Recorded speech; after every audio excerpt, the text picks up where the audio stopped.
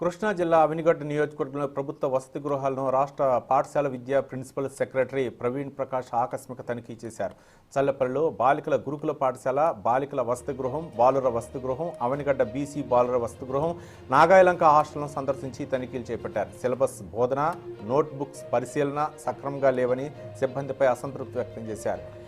ఎస్ఆర్వైఎస్పీ aided school విద్యార్థుల notebooks పరిశీలించి నిర్వాహకులపై fire అయ్యారు. కనీసం రెగ్యులర్ తనిఖీలు కూడా ఎందుకు చేయడం లేదని ఆర్జేడీ డీఈఓపై అసహనం వ్యక్తం చేశారు. కొందరు విద్యార్థుల వద్ద పాఠ్యపుస్తకాలు కూడా లేకపోవడం గమనించి అసంతృప్తి వ్యక్తం చేశారు Praveen Prakash.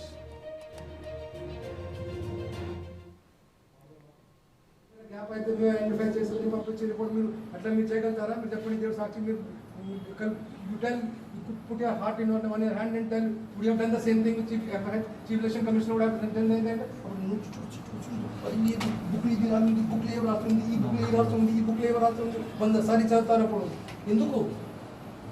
Why do you do this like this? Education more important, election more important. Which is more important? Then the education no more seriousness undala, election election undala vanda. నా మైండ్ సెట్ అయితే నేను వదులుతామనుకుంటున్నారా? టీచర్స్ మీద action తీసుకున్న authority DO తప్ప ఇంకెవరికి ఉందా? నేను మీ ఎవరికి రిపోర్ట్ పంపించాలి? నేను చెప్పామా లేదా? 4 సార్లు నేను కూడా మీరు చెప్పాము as a EO me responsibility. నేను వీడియోలో చెప్పామా లేదా? మీరు చూసారా లేదా? నేనేం చెప్పాము? మీరు దయచేసి ఇన్స్పెక్షన్ చేయండి. మీ రిపోర్ట్ ఎక్కడెక్కడ మీకు గ్యాప్ కనపడుతున్నాయి, ఏ టీచర్ మీద గ్యాప్ కనపడుతుంది, ఆ గ్యాప్ మీద రాసి మీరు డిఈ గారికి పంపించేయండి. మీరు పంపించారా? నేను ఖాళీగా ఉన్నామా?